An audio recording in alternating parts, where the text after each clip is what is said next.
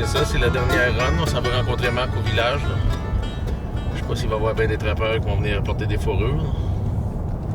J'ai parlé à Marc quand il a commencé sa run, puis ça a l'air que c'était bon. Il a fait le bas du fleuve dans le coin de lac Mégantic, puis c'était bon. Là, ceux qui regardent nos vidéos, là, ils vont être capables de voir comment ça se fait, les fourrures là-bas. Moi, j'ai jamais vu ça, puis j'ai tout le temps voulu faire ça. Moi, on va avoir l'occasion de faire ça demain avec Marc. L'entrepôt de Fur Harvester. Tout voir comment c'est classé, le procédé, le barattage. Oh, I thought that was Greenpeace coming here.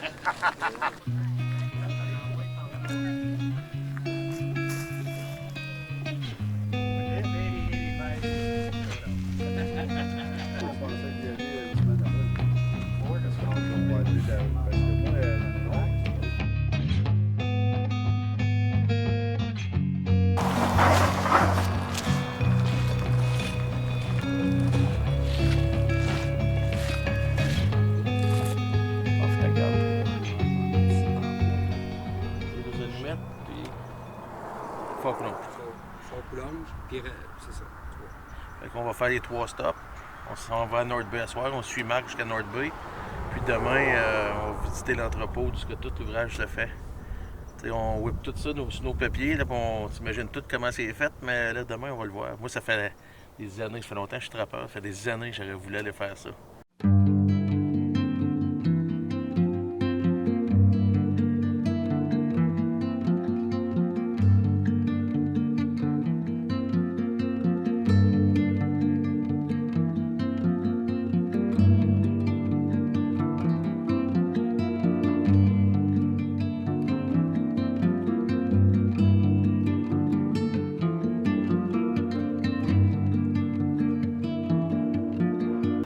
Il était rendu 7h05, 7h10.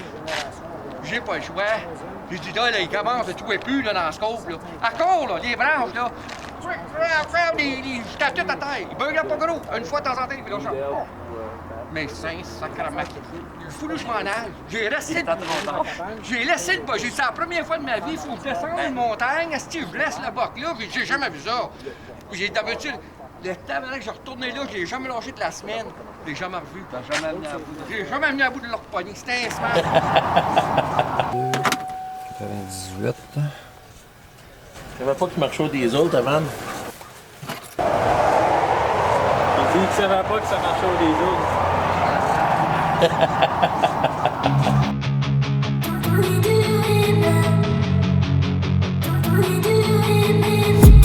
I've been dreaming on in my head like I've seen it. A life worth living is a life with meaning. I'll do what I love till my heart stops beating. I'm feeding this demon. J'avais rien, j'avais personne, puis tranquillement, ça a grossi, un trappeur à la fois, puis la run est rendue ce qu'elle est rendue aujourd'hui. J'ai l'impression quand je fais ça, là, j'ai l'impression que je pense au gars là, de la baie du Son dans le temps qui allait chercher les fourrures en canot, puis partout, puis qui ramenait ça dans les dépôts. Là, écoute, on fait pas ça en canot, là, mais on part pareil, puis on fait le tour, puis on ramasse la fourrure comme ça a toujours été. Ça prend du monde là, pour gérer tout ça, là, recevoir les fourrures, les classer, les grader. La ligne au complet, là, il y a de l'ouvrage. Là, ça va être vendu sur les marchés internationaux, ça s'en va partout à travers le monde. Tu sais, là, ça commence chez nous, dans le cour, en arrière de la maison, puis ça finit en Chine, en Russie, en Finlande, partout. Fait que, tu sais, c'est toute une organisation quand même. Puis des fois, ça nous aide aussi à comprendre pourquoi on a un pourcentage à payer quand on veut vendre nos fourrures. Là. Ça l'explique bien. Là, on le voit rendu là. Like Twitter down there? Hey? Yeah, make it out. Oh, yeah, now.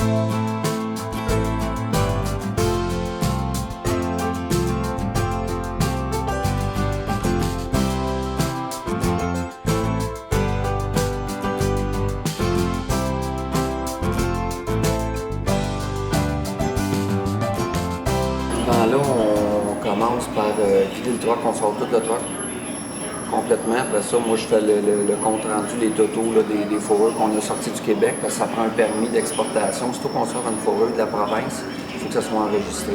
Fait que c'est tout comptabilisé là, pour qu'il y ait un suivi là, pour toutes les fourrures brutes qui sortent du Québec. Fait qu'on va remettre les papiers, puis après ça, ben, on ramasse ce qu'on a besoin pour la prochaine, d'autres sacs, les nouveaux sacs, tout le matériel qu'on a besoin. Normalement, on s'en vient. Mais là, nous autres, le matin, on va faire le tour, on va faire une visite guidée des locaux de Fur Harvester.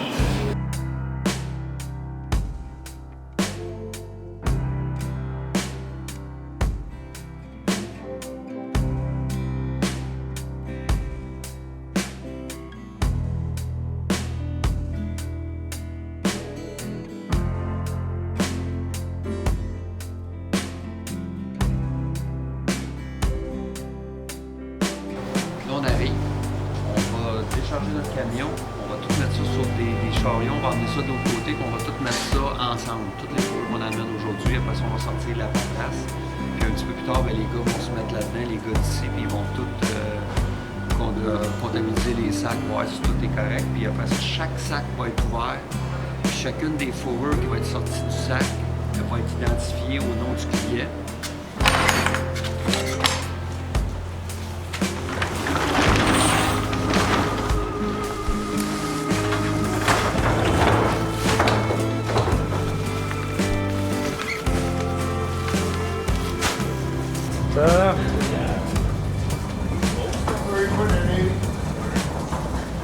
À faire. Ça se peut même que des fois qu'il y a des espèces ici qui ont été vendues qui sont entreposées en attendant qu'on soit expédié. Okay. Alors nous autres, on va les expédier vers les acheteurs. Alors, quand un lot est offert là, à l'encan, oui. Un lot, c'est ce qui est attaché après la corde ou c'est... Non, alors qu'est-ce qui arrive, c'est normalement, il y a un échantillon de tant de pots. Alors souvent, ça va varier entre 8 et 10 pots chaque. Alors, ce qui est représentatif de la qualité et de la couleur et de la longueur de tous les pots qui sont dans ce lot-là. Alors, dans le lot ici, alors il peut y en avoir 7. Alors, il y a un échantillon de 7, mais la quantité est vraiment 30. Okay. Alors, mais souvent dans les espèces comme le castor, ça va être des lots de 1000. Avec un beau V. Que je mets une trappe aussi. Oui, absolument. Tous les gars qui travaillent ici, c'est des trappeurs. La plupart, oui. Oui. Fait que s'ils prennent des vacances, les autres, la shop est vide, c'est quoi? Exactement. Chacun leur tour. Pendant la saison de piège, oui, il n'y a personne ici. Ouais, comme vous autres, à octobre, il n'y a pas grand-chose à faire ici. Non, c'est entre... tous les piégeurs sont partis dans le bois, donc il n'y a pas grand-chose à faire ici. Les encans sont passés de l'été. Après le dernier encan du juin, tous les pécans n'avaient pas été offerts. Oui. Ou ils ont été offerts puis il n'y avait pas de demande. Vous les avez retirés. Exactement.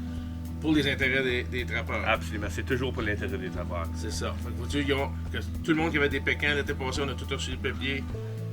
To be reoffered, ça veut dire que ça va être offert à la prochaine encan. C'est pas nécessairement, ça veut dire que c'est une qualité moins bonne. C'est parce qu'on n'a pas pu... on n'a pas pu prendre le prix qu'on voulait pour ce pot. Fait que vous avez le droit de refuser pendant l'encan s'ils ne donnent pas assez haut, de retirer les pots. OK. Oui. On retire les pots, vous reviendrez biter dessus en janvier. Exact. Ouais, alors ça, c'est des ours grizzly qui nous arrivent. Si on regarde la paperasse, alors ça nous arrive de Rankin Inlet, alors qui est dans le Nunavut. Alors on voit de plus en plus avec la température qui change, alors que les ours grizzly ont pris un peu de l'habitat et ils montent un peu plus vers le nord, et puis les jours polaires descendent. Puis même,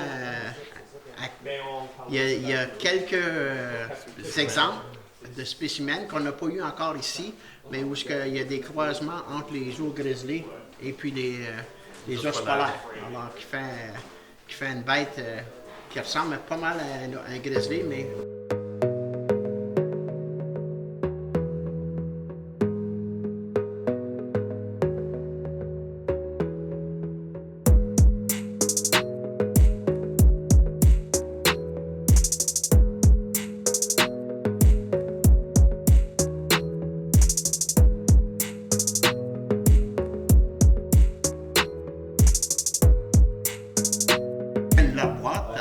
dirigé vers chacune des salles. Alors ça, c'est la salle à castor, Là, ce qui arrive ici, sont toutes mesurées pour la grandeur. Là. Alors ça, c'est le premier classement qui se fait. Alors on voit qu'ils sont toutes déposées par grandeur. Grandeur, OK. Alors là, la deuxième étape, ça va être de les séparer par couleur. Il y a des castors qui sont plus rougeâtres. Oui. Alors ça, c'est la couleur C. Plus qu'un castor est foncé, le plus foncé, ça va être une couleur A. Et les bruns, ça va être B. Alors, tout le temps, quand on voit sur un retour sur notre classement, si on a des castors de couleur A, c'est que c'est un castor foncé. Il n'y a rien que tu peux faire. Tu prends le castor qui est dans ta région. Puis ça peut dépendre souvent sur la nourriture, sur l'environnement, la qualité d'eau. Souvent, des lacs qui sont plus clairs, alors tu vas avoir des castors plus rougeâtres parce que le soleil les perce plus. Quand on voit dans les castors, vont provenir du Québec et de l'Ontario. OK. Tu peux avoir combien de castors aussi, Robert? Dans le moment, alors on attend les camions qui rentrent. Moi, je dirais à peu près 8000 castors présentement, mais pour la vente, on devrait en avoir à peu près 30 à 35 000. Comme vous voyez ici, il y a des castors qui sont rougeâtres. Alors, on voit la couleur en bas du castor. Alors, ça, c'est souvent occasionné par l'urine dans les huttes à castor. Alors, c'est plus tard dans la saison. Ils ont passé tout l'hiver là. Alors, les excréments aussi vont changer la couleur de la peau. Alors, c'est moins désirable. Alors, c'est moins pire si le castor a besoin d'être rasé. Alors, si c'est un bon castor d'hiver, alors là, S'il y a un de feu, c'est ça. solide, Alors, on c'est va ça. faire le castor rasé, donc toute la couleur va partir. C'est ça. Alors, va devenir, là, c'est foncé. moins important d'avoir ça. Alors, c'est là que vous allez prendre la valeur dans vos castors. Dans votre... alors, on voit ici, la manutention est très, très bonne. Super beau castor. Alors, c'est un super beau castor, un apprêtement. Et celui-là aussi. Alors, ça, c'est vraiment ce qu'on recherche. Alors, si les gens peuvent voir ces qualités de peau-là. Mais quand vous êtes chez vous, alors souvent, déposer une peau de castor comme ça, mettre une feuille de journal dessus, et puis de les mettre cuire à cuire. Poêle à poêle. C'est ça, poêle à poêle, un journal. Et puis ça aussi, ça va garder vos peaux extrêmement propres, puis ça va les permettre de sécher, puis empêcher d'avoir de la moisissure dedans. Le journal va absorber le gras et l'humidité. C'est ça. Alors nous autres ici, ils ont été placés comme ça parce que c'est plus facile pour les classer. OK. Puis à ce moment ici, ça devrait être assez bien séché que il n'y a plus de problème. C'est ça. Ah, comme ceux qui font des chapeaux, ils gardent Déjà pas le cuir. des chapeaux de feutre, les affaires de même. Puis il y en a d'autres, c'est pour le cuir seulement. OK. Ben oui, fait que là... Ils vont récupérer le cuir. Mais souvent, c'est vendu à la livre, ça, ces castors-là. Alors, les autres, ils ont un prix dans la tête là, qui veulent payer 9 $ la livre. Alors, ça fait des castors qui ne sont pas vraiment chers. Là, mais Là, le oui, gars il y en a qui cher. est hatter, lui, il garde le poêle, puis il vend le cuir à quelqu'un C'est d'autre. ça.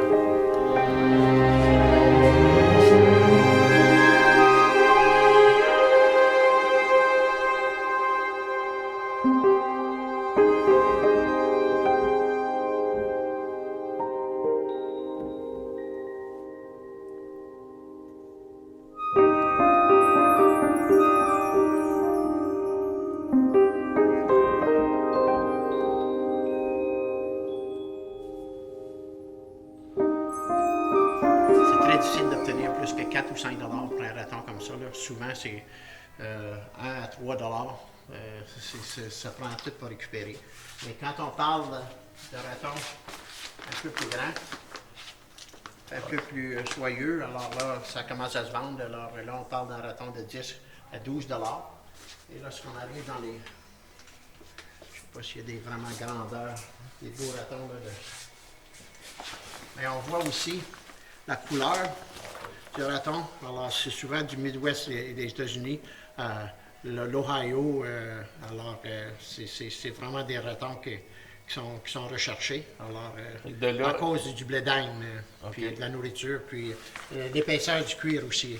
Alors, un castor, un raton du Nord est beaucoup plus laineux et puis la peau est plus épaisse. OK. Alors, ça fait pas quand on vient pour faire des manteaux, ou fabriquer des manteaux, c'est pas aussi soyeux, puis ça tombe pas aussi bien.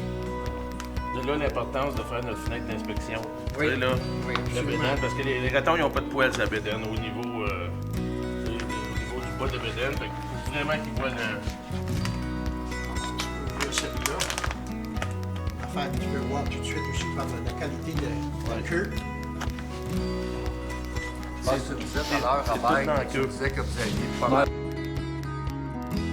autres, là, sont rendus de façon individuelle.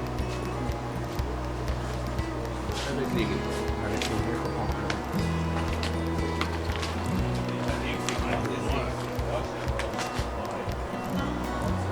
Puis c'est sûr qu'il y a des hybrides entre les deux. Là. Alors, là où il y a les loups francs et les coyotes se croisent proches, là, tu vas avoir des hybrides. L'an Alors, passé, on on avait un biologiste qui nous suivait, puis il y avait des échantillons sur nos peaux, puis c'est devenu 50-50 des fois du chien, 2% de chien. Ouais, ça, là, j'ai eu des surprises. Puis c'est certainement c'est une crise qu'on passe à travers en Ontario présentement avec le loup d'Algonquin, le loup rouge. Oui. Alors, où le docteur Théberge avait commencé des études avec le parc Algonquin, qui pensait que c'était une espèce distincte.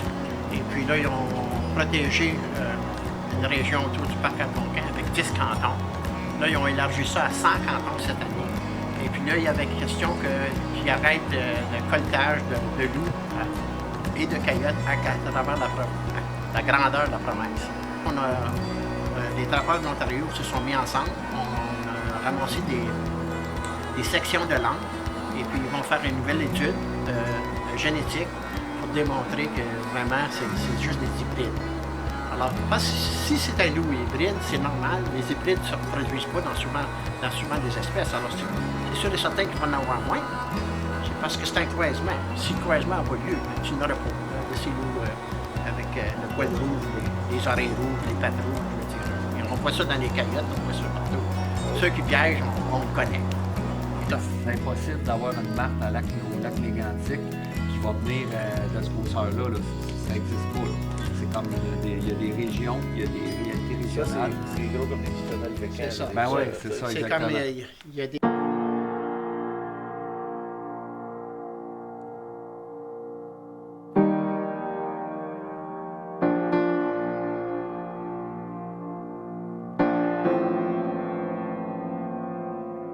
avoir lieu ici, alors l'encan du mois de décembre et l'encan du mois de mai.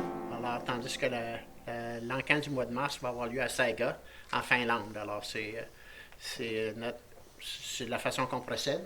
Alors ici, on voit où est-ce que l'encanteur se place. Alors, l'encanteur est placé au milieu. Il y a 3 à 4 gars de chaque côté qui vérifient les mises par les acheteurs qui se trouvent dans la salle. Et puis, de chaque côté, les écrans de télévision vont nous indiquer quelle espèce est en train de vendre, puis quel lot est vendu pour le moment. Alors, lorsqu'on voit, tout est vidé. Il va y avoir une salle où il va y avoir juste les marques, juste les loups, juste les pékins. Alors là, les acheteurs peuvent aller vérifier, puis ils ont des porteurs. Alors, on a des porteurs qui sont embauchés. Les gens vont dire, ben je veux voir tel lot, tel lot, tel lot. On les amène à des tables, comme ça. Alors, ils sont placés sur les tables, ils vont les regarder, ils vont les examiner. Alors, ils vont mesurer une marque. Alors, en mesurant la base de la queue, c'est jamais plus loin que ça. Puis quand on fait une fente avec une marque, plus qu'on la fait haute, plus que tu risques d'avoir une petite marque, parce que le classeur et l'acheteur vont tout le temps glisser leurs doigts jusqu'où c'est fendu le plus haut. Et puis celle-là, il faut qu'elle tombe l'autre bord de la ligne. Si elle tombe sur la ligne, Elle est classée en bas. elle est classée en bas. Parce que souvent, ces pots-là vont sécher un petit peu avec l'expédition. Alors là, on voit que c'est l'Excel, alors il n'y a pas de problème. Et là, on va l'examiner pour la couleur. Souvent, des martes, c'est probablement la bête qui est la plus fragile à piéger pour ne pas avoir de dommages. Des dommages qui sont occasionnés par les engins de piège, alors qui n'est pas le bon engin, puis ils peuvent bouger, là. Alors là, on va avoir du dommage au cou. Une marque qui est laissée trop longtemps, alors va souvent chauffer ici. Alors souvent, quand on fait ça, puis on voit aucun poil revoler, Qui se détache. c'est tout de suite, c'est endommagé. Puis souvent, on va le voir, on va souffler dedans, on va voir les rondelles, Ou qui manque. tu vois. Alors, ils ont chauffé, et puis une marque qui a chauffé, c'est vraiment un dommage majeur. Voilà. Puis ensuite, c'est vraiment par couleur. Alors ici, ils ont juste été mesurés, mais ils n'ont pas été faits en couleur encore. Vous voyez que ça ira pas ensemble, c'est sûr. Alors, c'est là qu'on voit la distinction. Ils font les étapes une à la fois. Ils commencent par toutes les mesurer, après ça, ils regardent toutes les couleurs, etc. Fait que ça va être du monde qui va.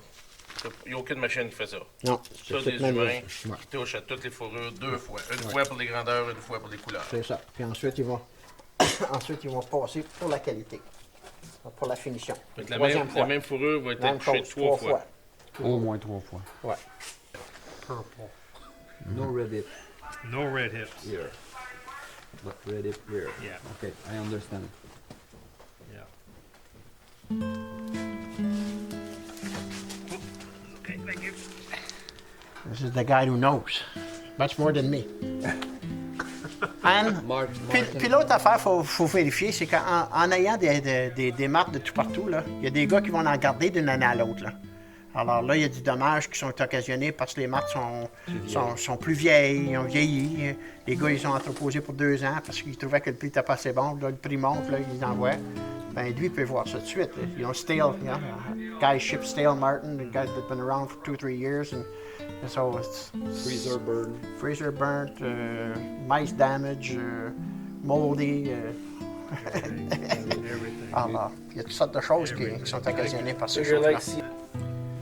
Okay. Alors, les insectes aussi à chaleur. Yeah, see.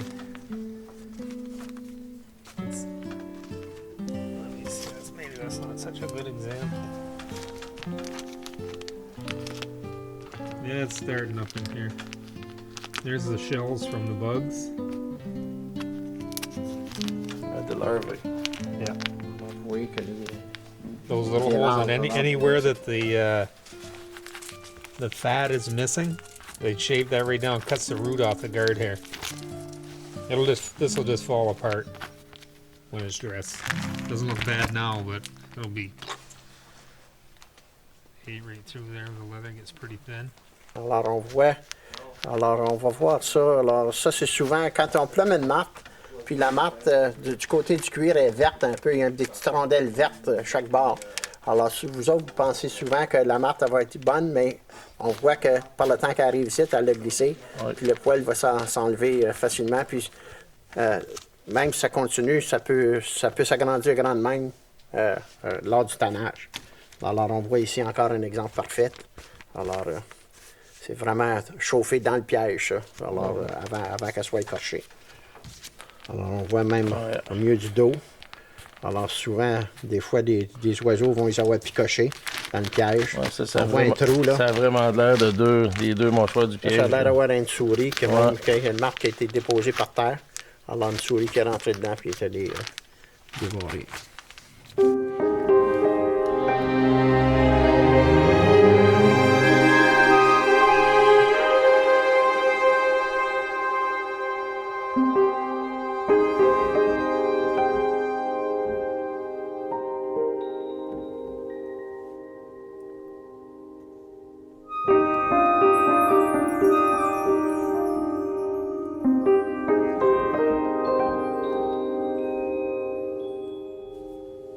Donc, ça, c'est les carcajous. C'est plutôt pour le marché de taxidermie. Donc, soit en full mount ou bien en forme de tapis. Ils utilisent ça aussi pour le trim, le bord des collets.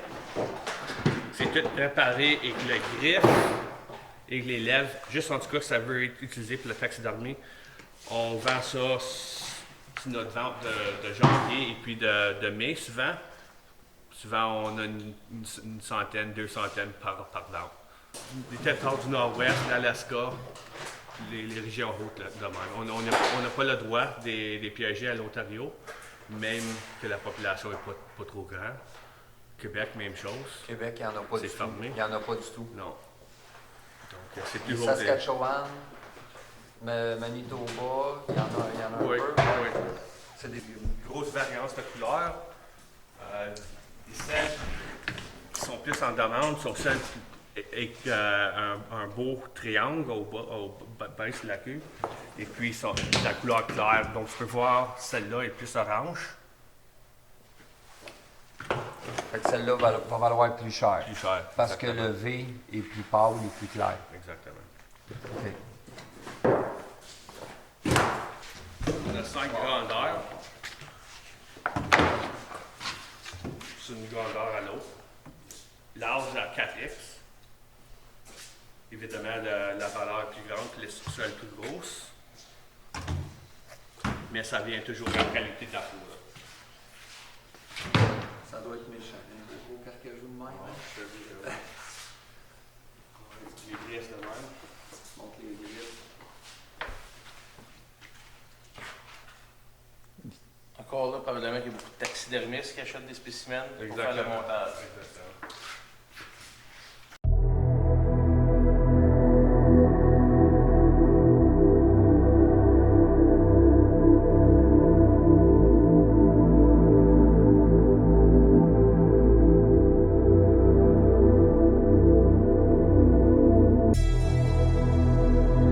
Ça, c'est les loups. Encore sont tous classés en grandeur. 16 large à 4X. Ça se vient. Ils sont tous mélangés ici, les arctiques, les eastern et les noirs. Comme tu veux voir un beau loup arctique, comparé à un noir. Et puis comparé à quelque chose plus qu'est-ce qu'on on piège dans notre région. C'est évident comment la valeur est différente. La valeur est très haute pour les loups arctiques. Une bonne valeur pour les loups noirs comme celle-là. Ouais, puis Marc, t'es grand, là, tu mesures quoi? CC1, CC2? Oui, exactement. Si on enlève des griffes, ils tombent, ils vont tasser nos coyotes. La plupart du temps, oui. Ça vaut pas la peine des fois d'écorcher ça avec les griffes parce que la qualité n'est pas là. Et puis ça prend bien des heures à écorcher tout de même. Mais des fois, c'est de votre... c'est Ton choix. Oui, c'est ton choix. Mais si on a un loup, si la valeur n'est pas là, on va le mettre avec les coyotes, simplement parce qu'une royauté qui doit payer le loup, c'est plus élevé que celle des coyotes. Et puis quand le marché de coyotes est assez hot, Tu vas avoir plus d'argent pour exactement. Parce que ça, c'est les loups que moi je pogne chez nous. Ouais. Tu sais, c'est dur à différencier la couleur parce qu'on a des gros coyotes. Mais quand je suis obligé de le mettre sur un moule à loup, c'est moi le coyote, souvent il est trop lourd. Ouais. On le met sur le moule à loup, ça fait un beau moule. Ça vient vraiment au choix du trappeur s'il pense que ça vaut la peine de faire les pattes. Parce que quand on dit loup qui va être fait avec les griffes, c'est qu'il va être automatiquement fait pour la taxidermie, pour la décoration. C'est ça. Il n'y a pas de manteau. Fait que les coyotes, ils vont faire du trim. Ils vont faire du trim pour décoller, des choses comme ça. Garde en tête qu'il y a beaucoup de temps que les loups qui sont déjà préparés avec les griffes vont se faire couper en trim quand même. Vraiment, ça dépend où le marché est cette année-là. Donc, c'est vraiment au choix du trappeur. Comme cette année, mon plus gros c'était 88 livres, un mâle. Femelle, 79 livres. Mais là, c'était long de même. Gros nez très peu, là, tu vois, là, parce que le moule à loup, le nez large de mer, il y avait une grosse face, les pattes talons comme ça, là, tu vois. Vraiment, c'est pas un coyote. Mais quand que tu descends plus vers le fleuve, on dirait que les coyotes, c'est des super coyotes. Là, c'est immense. C'est vraiment dur de faire la différence. La génétique, je pense pas que quelqu'un peut dire. Non. Ça, c'est un ça, ça, c'est un ça. Puis c'est pas mixé comme le papa coyote, la mère loup, là, c'est depuis des générations en générations. Le monde sont bien mêlés avec ça. Là, à chaque fois, là, on voit des pages Facebook, là, les jeunes commencent, ils disent c'est un loup, c'est un coyote, c'est un coyote. On dirait que c'est en train de devenir une grosse affaire, là, mais ça, on n'en parlera pas de ça chez nous. Ce loup-là, il se vend peut-être si la qualité est plus bonne, là, mais avec les griffes, 125$. Okay. Ça va toucher 400-500$. Ça vient encore plus gros ou plus bas que ça. On vend ça des fois 800-900$. Okay. Ça, c'est vraiment ce qu'on appelle le Timberwolf. Le Arctic Wolf. Okay. Ouais. Le Timberwolf, c'est des choses comme ça ici. Oui.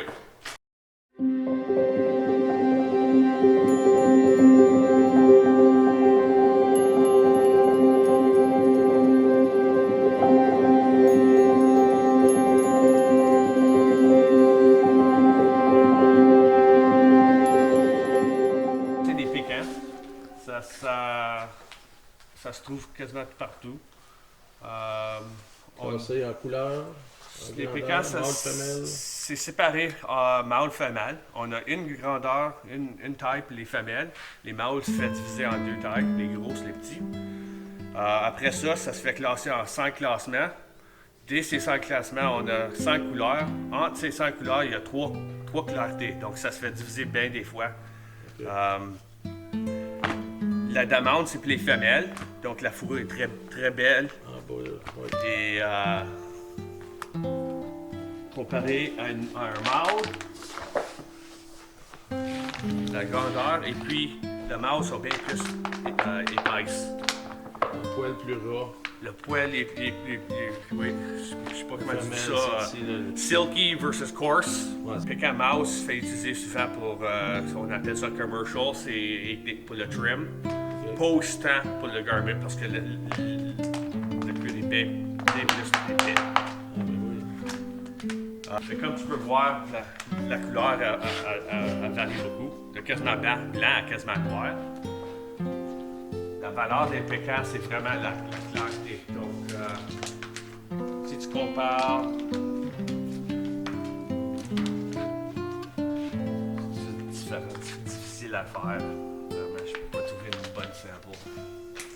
C'est quoi qui est recherché? C'est quoi la meilleure couleur qui vaut le mieux? C'est souvent quelque chose dans le milieu, pas trop foncé, pas trop pâle, avec une belle couleur, probablement comme ça. Moi, je pense que c'est parce que c'est la couleur la plus populaire. On a la plus grande quantité de cette couleur aussi. Le plus épaisse que le blanc, le plus de valeur. Le plus large. Le plus large, okay. Ben oui, il y en a plus. Les spots bien distincts, ça amène bien de l'argent. C'est pas le genre de lynx roux qu'on prend en Estrie ou dans l'Est du Québec. Ça vient des États-Unis, dans les montagnes. Exactement. C'est ça qu'ils appellent le lynx cat? Oui. On voit souvent dans les classements, oui. C'est ça. C'est même vos bobcats, on appelle ça lynx cat. OK. C'est juste le nom pour l'industrie. OK. Nous autres, ça ressemble à ça, puis nos points sont un petit peu plus pâles, sont moins bien définis. Oui, là. exactement. Ça, c'est quoi? Les choses ici se vendent au-dessus de 1000$ des fois, comparé à nous autres, 150, 200 C'est ça. J'en ai déjà eu des beaux, là, mais c'est ça. Le maximum, ça va être quoi? 200$, 250$? C'est ça. Nous autres, Marc, au Québec, il y a juste la section sud du Québec qui longe les lignes, qu'on a une saison. Qu'on avait une saison, oui, là, ça va changer en 2019, mais pour nous autres, ouais, c'est ça. Il y a juste la partie de la Montérégie au sud du fleuve Saint-Laurent en allant vers l'Estrie. De toute façon, il n'y en avait pas de l'industrie en Outaouais. On commence à en avoir, ça en prend le temps. La population, ça semble que ça bouge. C'est ce qu'ils disent, le lynx-roux, il agrandit son territoire vers le nord, puis ça pousse un peu sur l'industrie canadienne. Oui. Fait que là, on va se trouver peut-être avec une saison. Là, on est dans la section remusquée. Moi, ça me pogne un peu parce que je pense que, comme tous les trappeurs, on commence tout avec du remusqué. Puis moi, venant de l'Est de l'Ontario, c'était des terres agricoles. Fait que la remusquée, là, c'était l'espèce de prédilection qu'on targetait. Puis là, ben, ici, on envoie. Là, on est le 23 avril. Là, il y en a tout bien une couple de 1000 comme c'est là, ici. Là.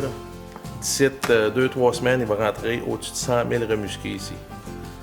Parce que là, la saison de remusqué vient de finir. Là, tous les gars, là, c'est tout dans des transports. Les gars ont fait la collecte de fourrure. Ça s'en vient tout tranquillement, là, faire son chemin à la maison mère de Fur Harvester. Puis comme on peut voir, JF a pris des images. C'est comme les autres fourrures classées. Grandeur, couleur, temps de l'année. Fait que non, ça, moi, les affaires comme ça, là, j'en ai pris. Là. Puis je suis en train de m'organiser pour le printemps prochain, là, faire une run, une grosse run. J'ai des amis qui m'envoient des photos où je vois des affaires qui se passent sur Facebook. De la fourrure. Je savais qu'on enverrait de la fourrure ici aujourd'hui. Là. Je pensais pas ça comme ça. On est bien fiers de vous ramener ça en image. Vous n'aurez pas besoin de vous déplacer. Vous allez avoir une bonne idée de ce qui se passe avec vos fourrures. Regarde, on peut voir chaque fourrure, barcode, un code barre. N'importe quand, ils savent ce qu'elle est ta fourrure. Ils arrivent, tic, Martin Leduc, Otter Lake. C'est ses fourrures. Puis il dit c'est comme une banque, c'est pareil comme l'argent. Ça arrive, c'est tagué. S'ils perdent une fourrure, c'est sûr qu'ils vont en trouver quelque part. Ils peuvent pas perdre des fourrures, tu sais, là. Fait que c'est... Moi, je suis... Tout comptabilisé par computer, tout ça, c'est incroyable. Hein? C'est ça, on achève notre visite, puis on va aller voir en bas toutes les poches qu'on a emmenées. Le truck à Marc, tantôt, qui était plein. Les gars sont déjà à l'ouvrage, sont en train d'enlever les cartes, ils mettent ça sur la table, prennent les cartes. Ah, Martin Leduc, ils vont séparer ça. Ça va changer de table. On a vu le monsieur qui a gradé des martes. Luc qui grade les loups, puis les pécans, puis les carcajous. Ils ont toutes leurs spécialités. Fait que là, j'ai demandé, je dis, trappez-vous, vous autres? Il dit oui, j'ai le monde qui travaille ici. Il dit oui, j'ai le 25 octobre, ça va être tranquille, ici. Il dit, il n'y a pas personne. Puis c'est des trappeurs qui travaillent pour les trappeurs. C'est des gars qui connaissent ça. Plus que toutes nous autres. J'ai appris plein d'affaires aujourd'hui. Moi, ça fait 40 ans que je trappe. Fait qu'on descend en bas, puis on s'en va voir ça, le classement de nos fourrures. Donc, la première étape, on ouvre la poche. On garde le carton, parce que ce qu'on a besoin pour comparer les numéros.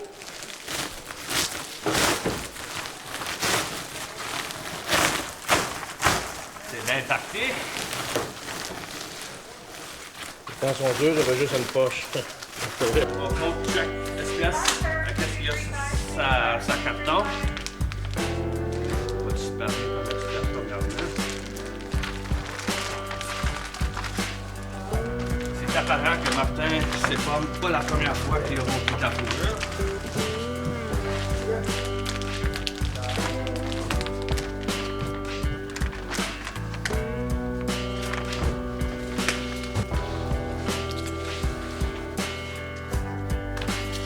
Toutes les quantités ont été comparées et ça match bien. Je signe ça. Je la mets sur la pile. On va avoir un autre employé qui suit, qui met un numéro sur la pile.